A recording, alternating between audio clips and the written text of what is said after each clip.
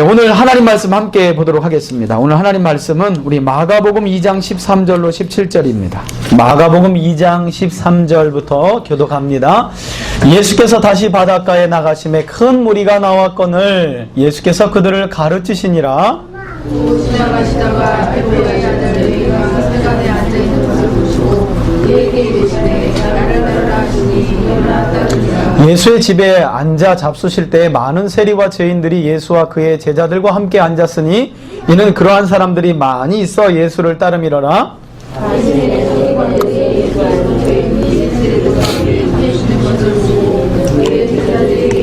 어찌하여 세리들이 죄인들과 함께 먹는가. 17절 다 같이요. 예수께서 들으시고 그들에게 이르시되 건강한 자에게는 의사가 쓸데없고 병든 자에게라야 쓸데있느니라. 나는 의인을 부르러 온 것이 아니요 죄인을 부르러 왔노라 하시니라. 아멘. 아멘. 아멘 합시다. 아멘. 한 절이 좀 빠져 있어요. 한 절이. 그래서 그 한 절을 좀 찾아서 읽기를 원하는데 앞에 좀 마태복음을 펴봅시다. 마태복음 9장. 내가 의인을 부르러 온 것이 아니요 죄인을 부르러 왔노라 하고 마태, 오늘 우리가 함께 살펴볼 인물인 마태가 이 동일한 자신의 부르심을 기록한 마태복음에 보면 죄인을 부르러 왔다 하고 나서 한 절을 더 말씀해요. 자, 13절입니다. 9장 13절 마태복음. 자, 같은 말이기도 한데 호세아서의 말씀이 빠져서 한 번 더 요 13절만 읽겠습니다. 시작. 너희는 가서 내가 긍휼을 원하고 제사를 원치 아니하노라 하신 뜻이 무엇인지 배우라.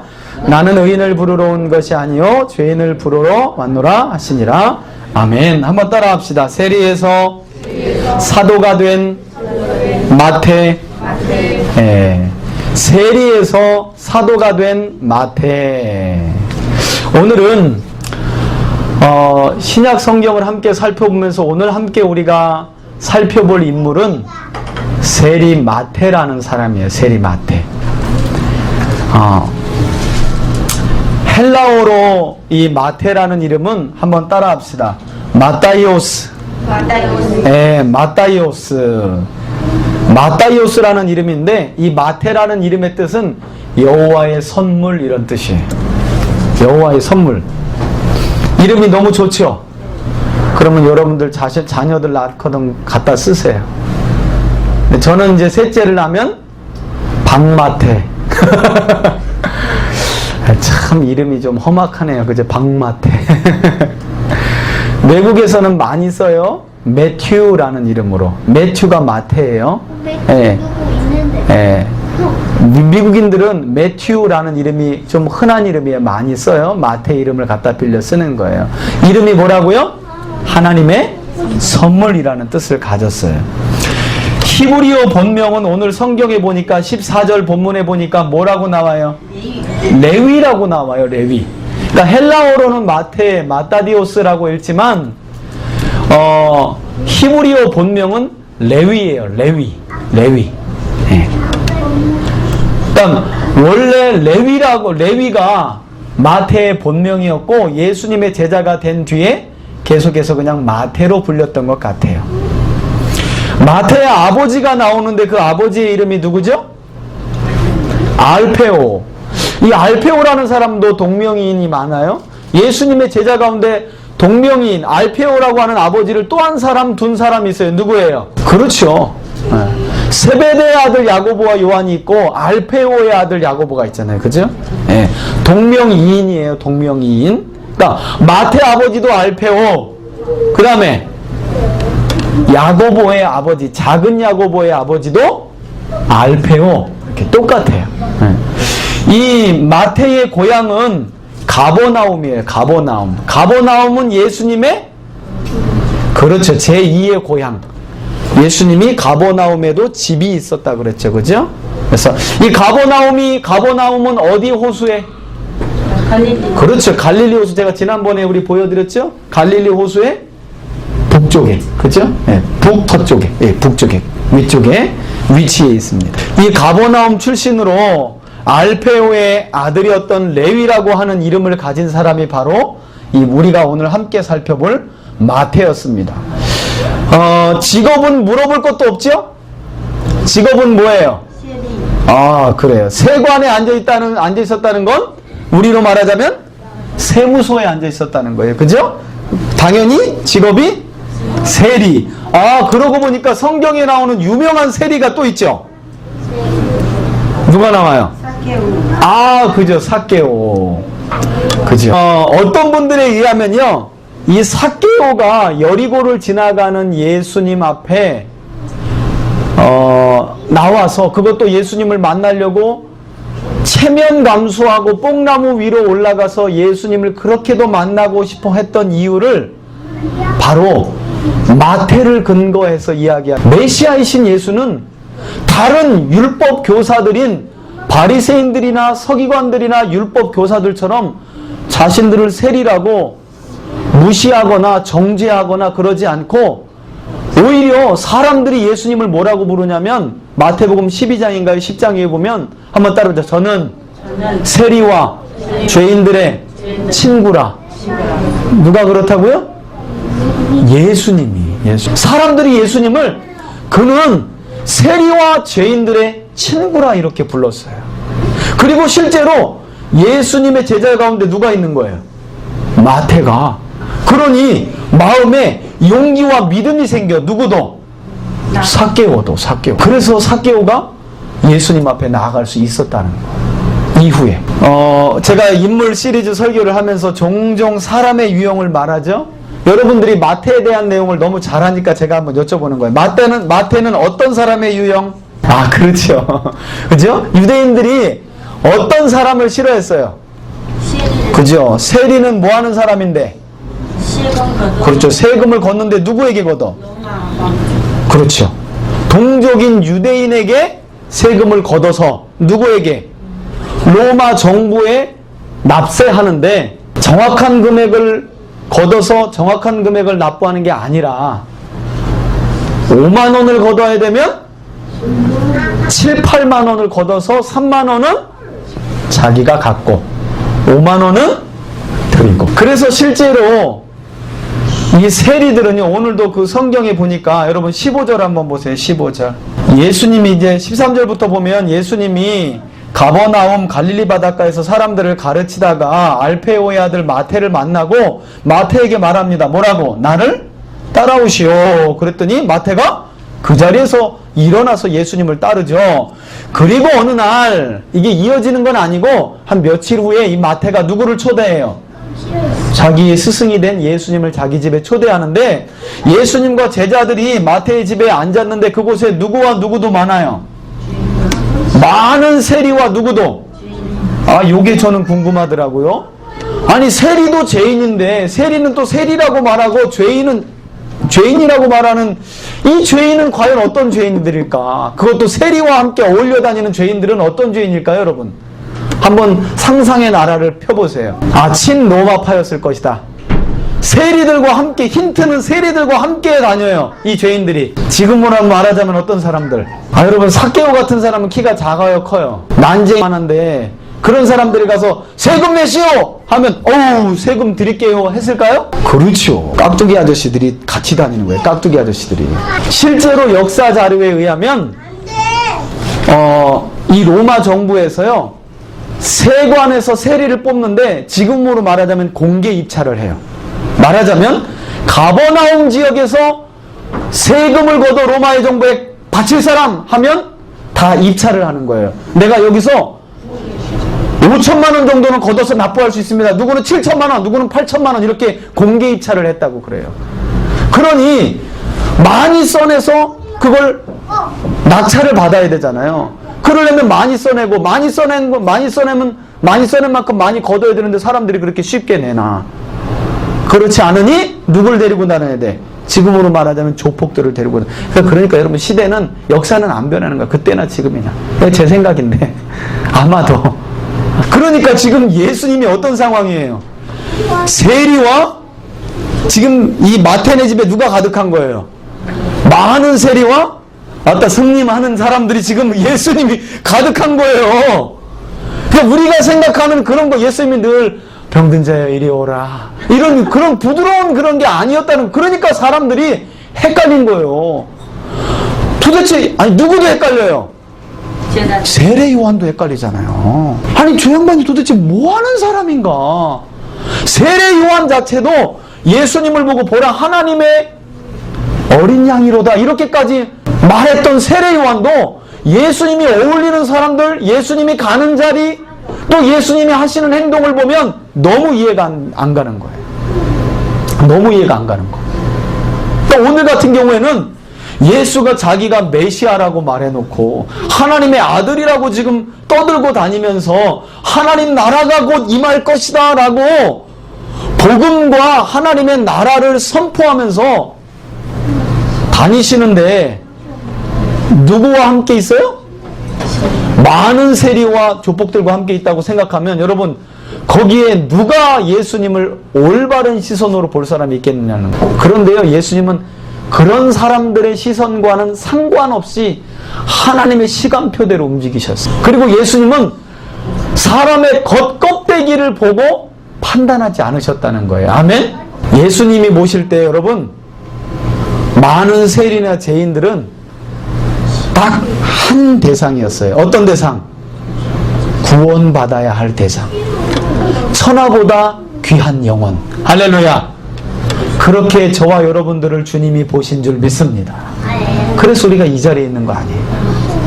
여기서 만약에 토플 몇 점 이하는 예수 못 믿는다 그러면, 토익 몇 점 이하는 예수 못 믿는다 그러면 여기에 저도 탈락이에요. 그런 게 아니잖아요. 예수님은 죄인들을 보실 때 구원받아야 할 영혼, 천하보다 귀한 영으로 보셨다는 거예요. 그래서 사람들이 뭐라고 쑥덕거릴 것을 알면서도 세리 마태 집에 가 계신 거예요. 실제로 사람들이 쑥덕거리죠. 16절에 보니까 뭐라고 말해요? 어찌하여 세리와 죄인들과 뭐 하는가? 함께 밥을 먹는가?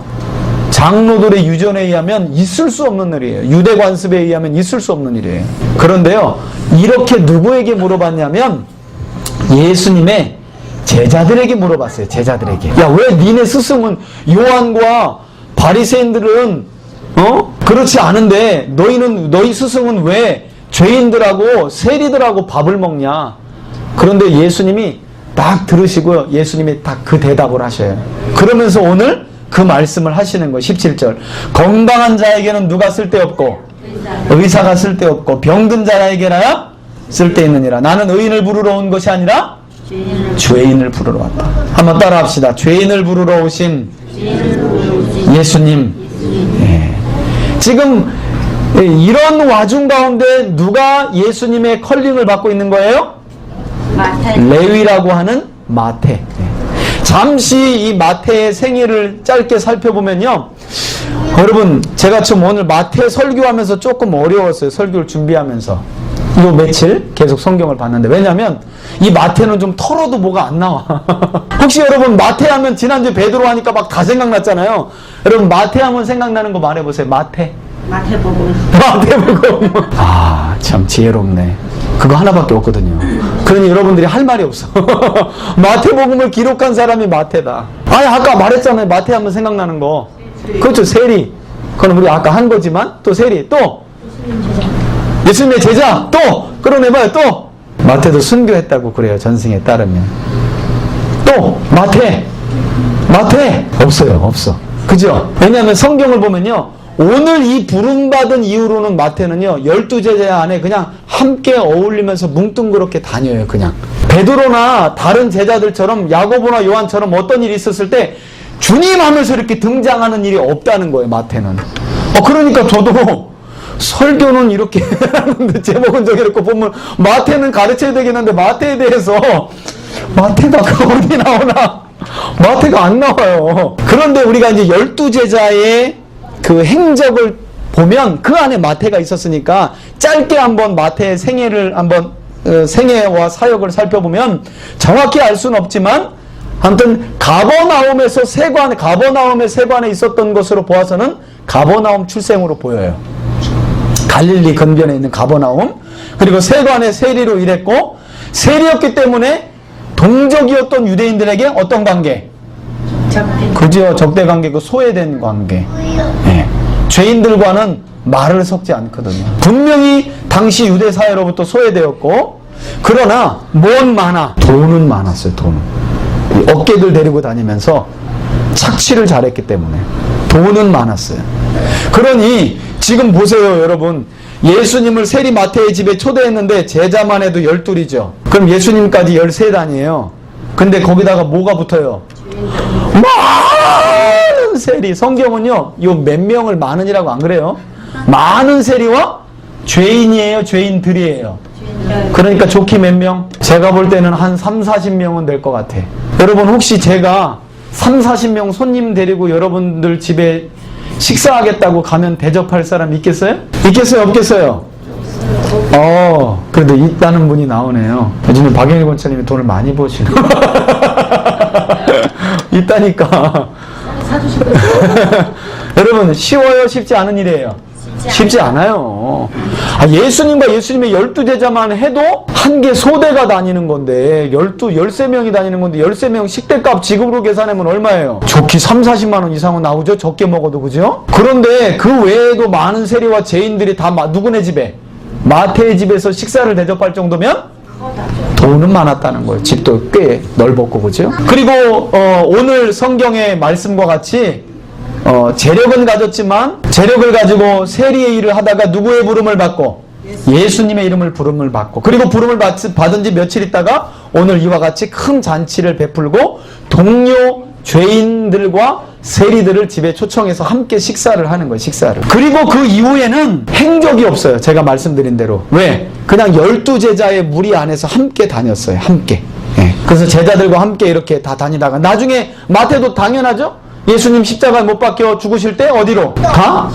그렇죠. 도망간 것처럼 마태도 다 도망간 거예요. 그랬다가 다시 이제 예수님이 부활하신 것을 알고 다시 예수님께로 돌아와서 오순절 때 성령 충만함을 덧입고, 그죠? 그리고 그 이후에 여러분, 마태복음은 한참 좀 뒤에, 요한복음보다는 조금 앞이지만 마가복음이나 누가복음보다는 조금 뒤에라고 봐요. 그래서 마태가 꽤 오래 살았습니다. 마태도 꽤 오래 살았던 예수님의 제자 가운데 한 사람이고, 전승에 따르면 순교했다고 그래요. 마태도 순교. 사실 이 예수님의 제자 세리 마태를 통해서 제가 말씀드린 것처럼 이렇게 설교를 해야 되는데 메시지를 전해야 되는데 뭘 전해야 되나? 하나님, 도대체 마태를 왜 기록해 놓은 거예요? 하고 기도하게 되는 거예요. 아니, 이게 다입니까, 하나님? 하고 성경을 아무리 찾아봐도 마태는 나오지 않고 더 이상. 그런데 여러분, 제가 이 동일한 본문이 여러 군데 이제 복음서에 나오지만 2장 전체를 이렇게 쭉 읽어보면서 왜 예수님이 마태를 부르신, 제자로 부르신 이야기를 왜 마가복음 2장에 넣고 있나를 알게 돼요. 그리고 굳이 예수님의 제자 가운데 마태를 바로 예수님이 어떤 메시지를 주고 있는 가운데 이런 제자가 내 제자다라고 마태를 소개하고 있는 게 보였어요. 그게 바로 이제 2장부터 시작되는 그런 메시지인데요. 우리 잠시 한번 볼까요? 2장 1절부터. 여러분, 2장 1절부터 우리 12절까지의 내용은 무슨 내용이에요? 우리가 잘 아는 내용인데? 중풍병자를 고치신. 그렇죠. 보통은 중풍병이 걸렸는데 내 친구가 왔다 그랬죠? 주일학교에서는 내 친구죠? 근데 성경에는 4명이 아니에요. 그냥 누가? 사람들이. 네 사람 써 있었어요. 써 있었어요? 네, 3절부터. 어디?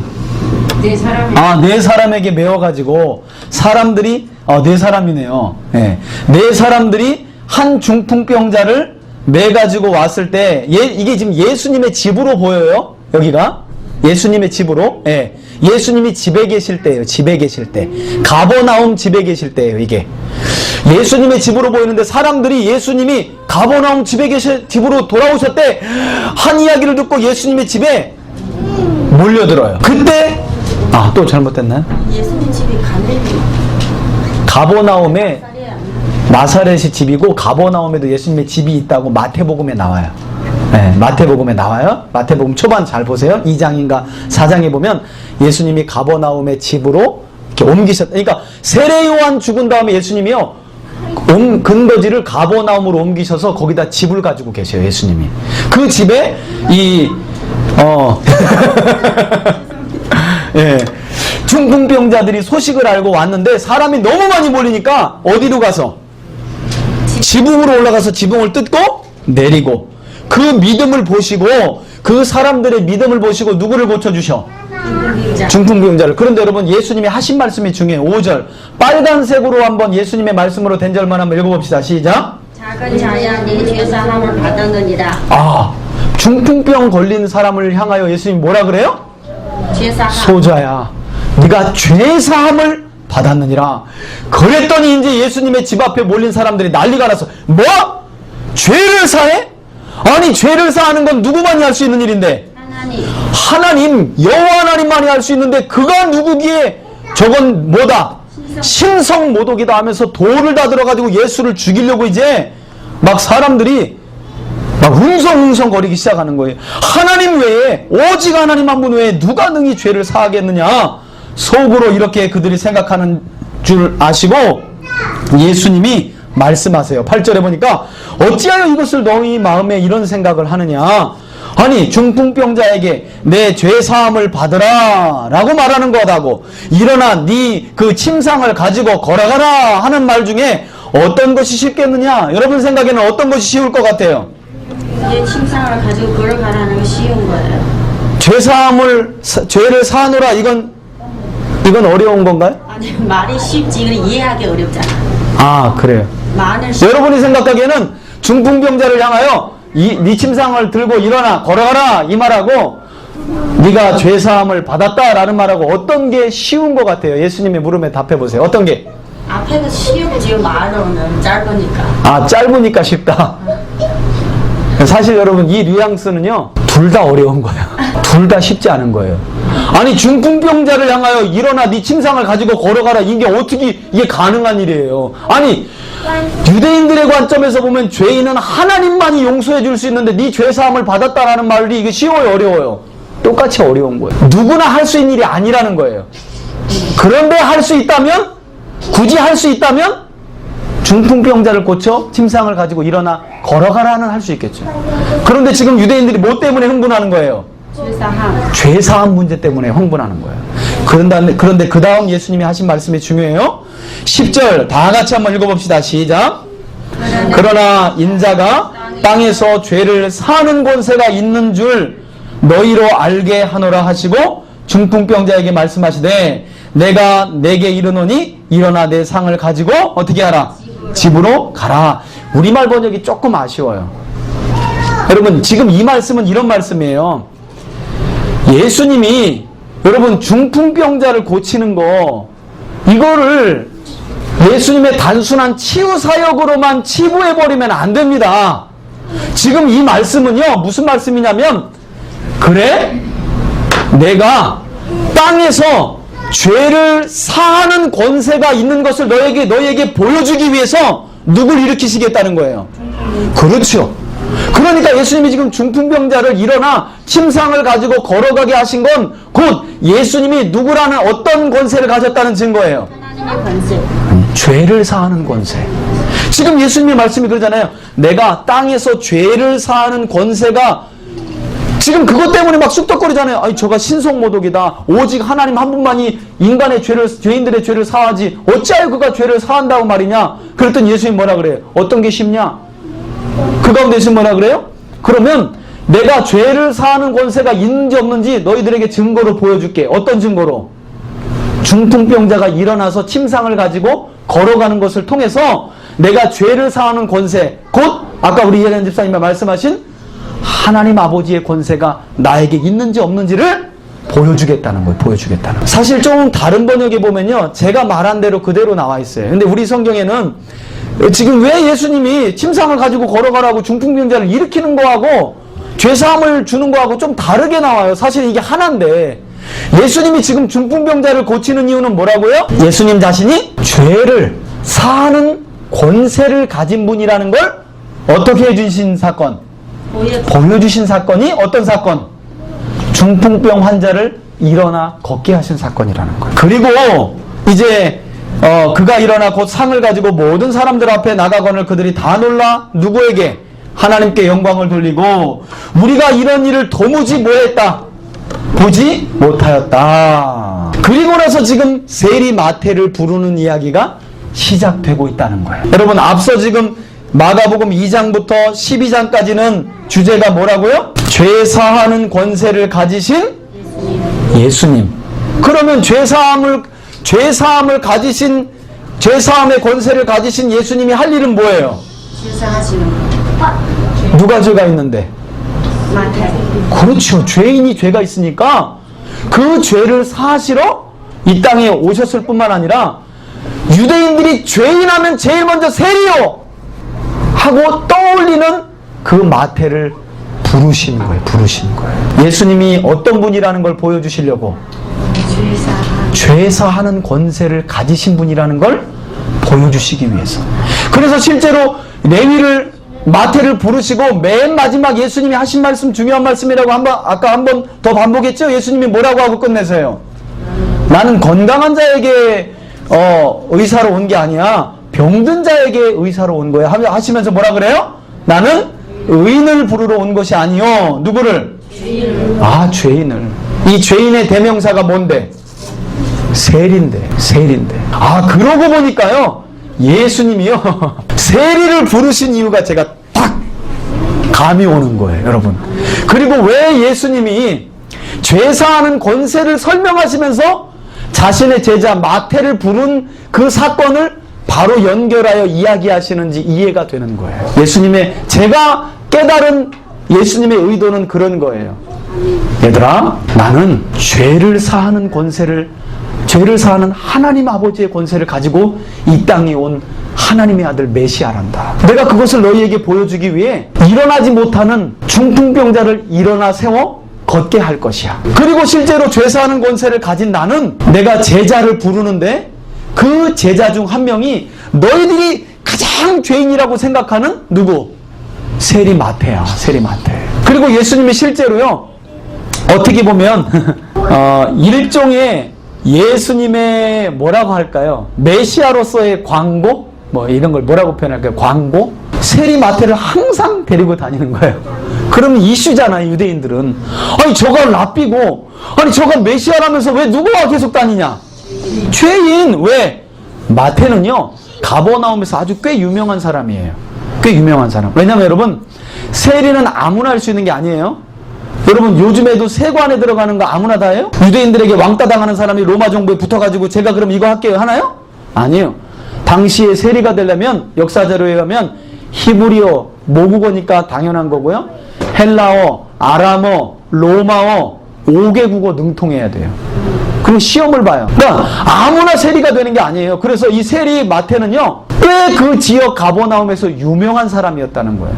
그러니 그 유명한 사람이 지금 사람들 입에 유명세를 타고 있는 메시아라는 말로, 그리고 아무나 할 수 없는 말, 아무나 할 수 없는 일을 하며 도무지 깨달을 수 없는 일을, 메시아적인 일을 하고 다니시는 예수님 곁에 있으니 이게 얼마나 큰 이슈였냐는 거예요. 야, 그 세관 마태가 예수의 제자가 됐대. 저기 봐 같이 다니는 것 좀 봐. 사실 예수님은 이걸 의도하신 거예요. 자신이 어떤 분이라는 걸 보여주시기 위해서. 죄를 사하는 권세를 가진 내가 메시아다. 예수님은. 그래서 여러분, 오늘날도 교회에 그렇게 죄인들이 많이 오는 거예요. 교회에 여러분 의인은 와요, 안 와요? 네, 잘 안 와요. 그래서 하나같이 교회는 다 죄인들만 오는 거예요. 왜? 예수님이 세리와 죄인들의 친구셨으니까. 그리고 지금도요, 예수님은 제2의 마태, 제3의 마태, 제4의 마태를 부르고 계셔요. 그래서 하나님 나라를 선전하고 계신 거예요.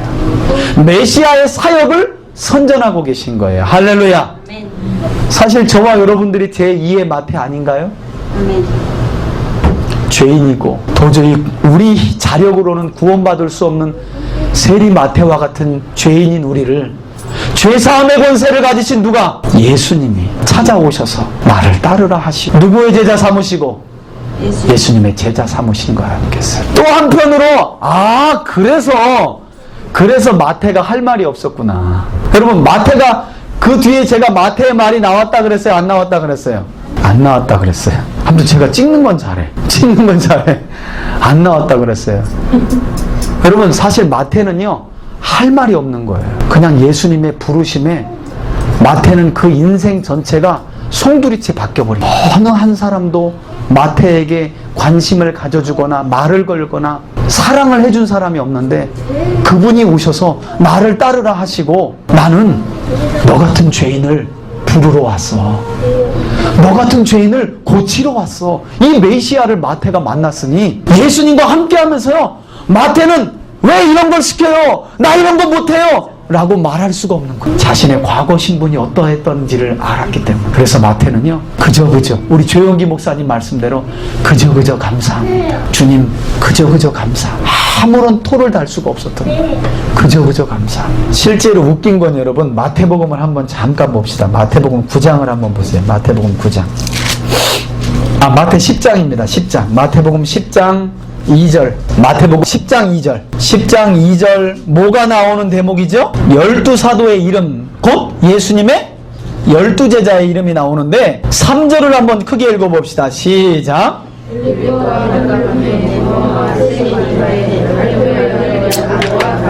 네, 여러분, 마태복음은 누가 기록한 건데?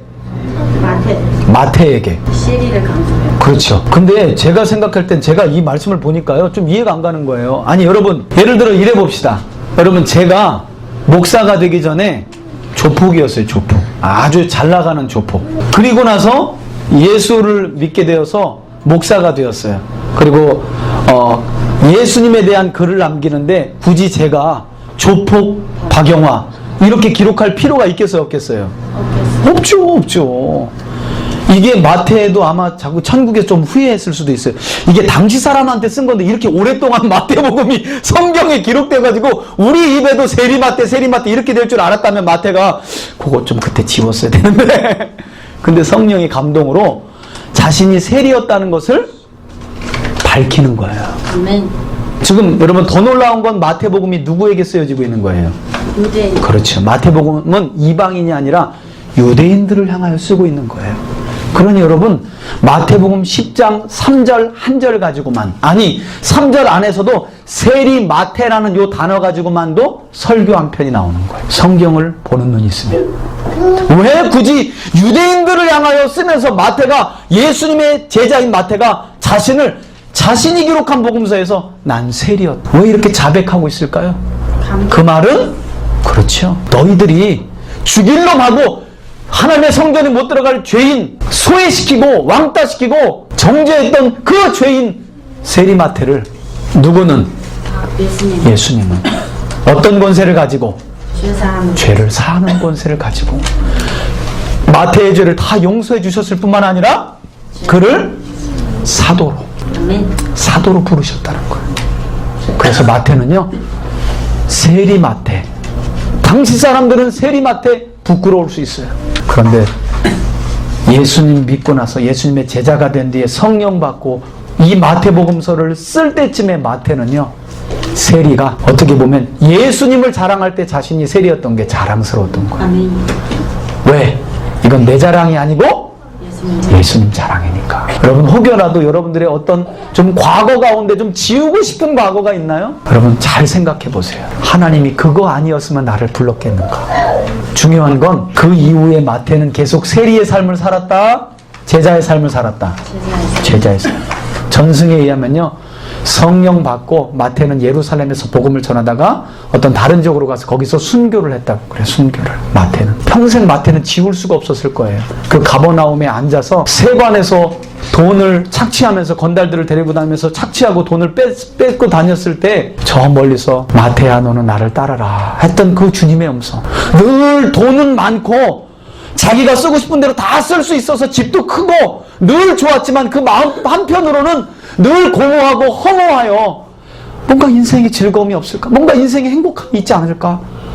그 갈급해했던 마태가 그 주님의 그 부르심의 음성을 듣고 난 그 뒤에 일어나 주님을 따른 그 뒤로부터 돈을 많이 벌 수 있는 세리를 다 내려놨지만 예수님과 함께하면 이상하게 돈이나 세상 재물이나 세상 기쁨은 없지만 늘 마음이 평안하고 늘 마음이 기쁘고 하는 일마다 보람이 있고 행복하고 즐겁고 너무 즐거우니까 목숨까지도 바칠 수 있는 그 일에 마태는 일생을 바친 줄 믿습니다. 그래서 여러분, 이 마태복음, 마가복음 2장에 이 레위, 마태를 부르는 이 짧은 5구절은요, 우리에게 엄청난 메시지를 주고 있는 거예요. 뭘 사하시는 예수님? 그러니까 여러분, 교회에 누가 오는데 좀 허름하게 오거나 혹여라도 저 사람의 과거를 내가 알고 있는데 아이고 저 사람 저거, 여러분 이런 생각 버릴 수 있기를 축복합니다. 그런 생각을 가기 전에 한번 따라합시다. 나도 마태였다.